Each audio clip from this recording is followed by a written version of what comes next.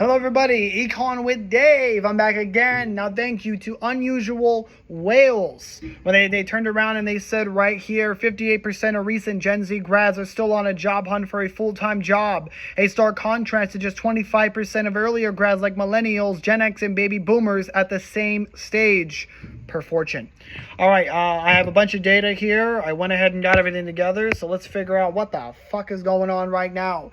Alright, Gen Z's rocky launch into work. Alright, so here are the metrics that we're looking at. Here we go, ladies and gentlemen. Still looking for a full-time job role 12 months after graduation. Now, if this information is correct, this is a bachelor's level education. Are these any specific, types of careers? No, this is just in general, just from general surveys. So let's get into it. All right. Gen Z, class of 2024 to 2025. First, so shout out to all of you. I fucking love y'all.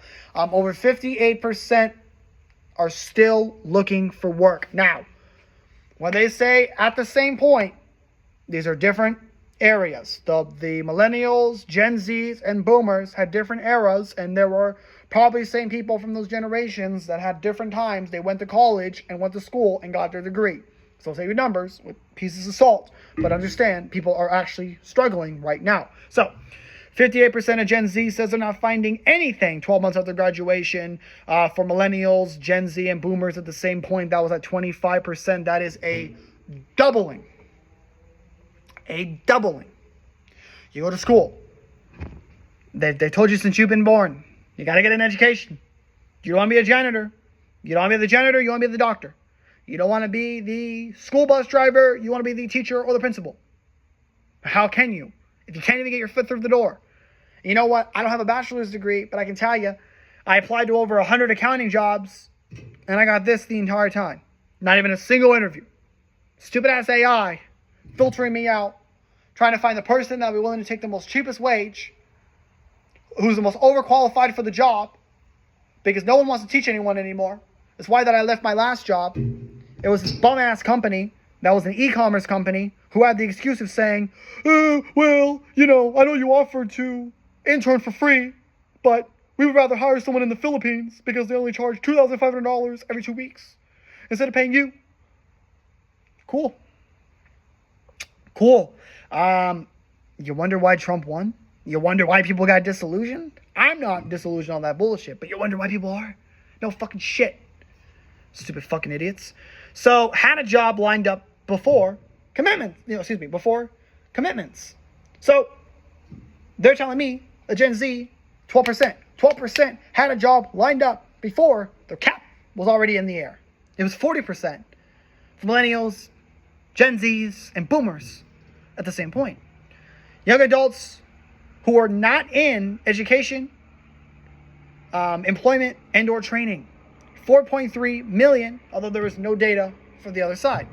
4.3 million young adults who are NEET, not in education, employment, or training.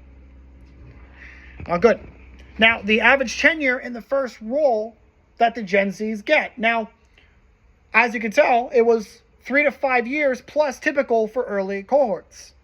Now, the boomers believed in a time where you can get a pension somewhere. You can settle your roots. Gen Z's 1.8 years. Oh, but they're lazy. You social security having motherfucker. The only thing that the average tenure is jumping. I left after 2 years from my job. They looked me dead in the face. And they said, Dave, they talk about economics all day. You've explained to us what Bitcoin is. You explained tariffs a little bit, even though you had other people in the company that are more qualified to really talk about tariffs. But I knew a little bit. And I said, okay, well, let's talk economics. And you're telling me that after 2 years, all they can offer me is a pitiful customer service or warehouse job. I don't want that. I was the janitor. Where is the growth? Where is the money?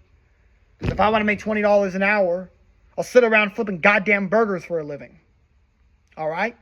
Not working as a janitor, cleaning your shit up and handling it for you, and actually helping you and building up a facility manager level role and position, because no one wants to take any real responsibility at work. Everyone says, oh, well, I'm already tasked with what I got to do. But no.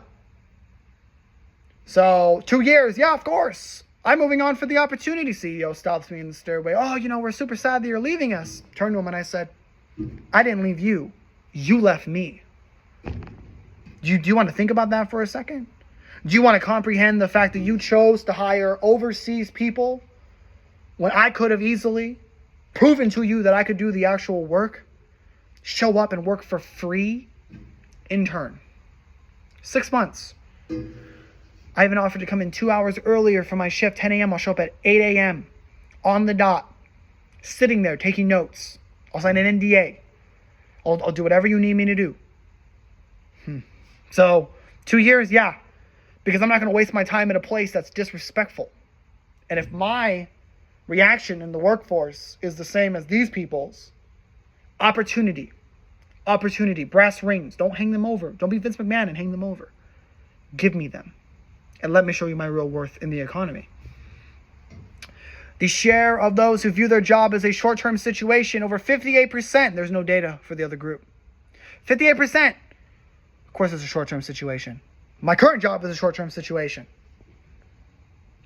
I'm a very ambitious person. Don't be hiring ambitious people if you can't handle it.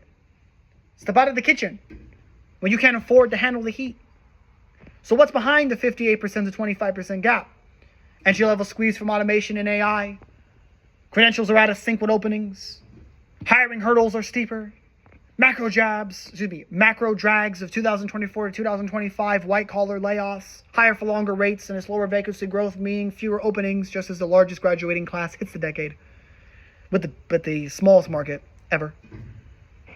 Gen Z's traditional view of the situation mindset leads many to quit in 2 years, reinforcing employers' fear of churn and raising the bar for fresh grad hires.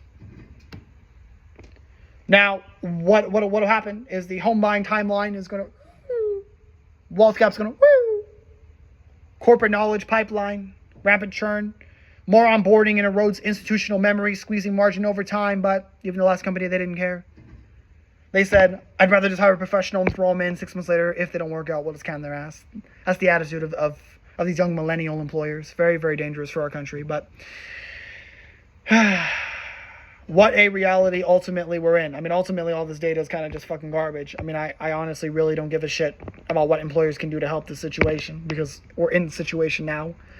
So 58% of the postgraduate hunt isn't about a weaker work ethic. It's a signal that the traditional conveyor belt from classroom to cubicle has jammed. Re-engineering entry-level roles, skill pipelines, and early career support systems will determine whether this cohort becomes a lost generation or the most adaptable workforce in the world.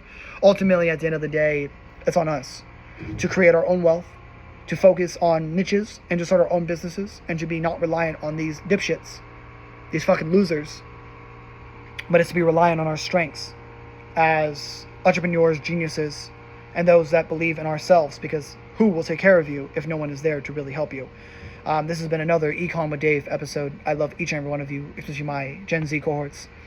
I wish you all the best of luck. We're in a rough time right now, and we're not going to get beaten down by these fucking bullshit, loser, fucking dick-eating munchers who want to sit there and give us shit, because they're not.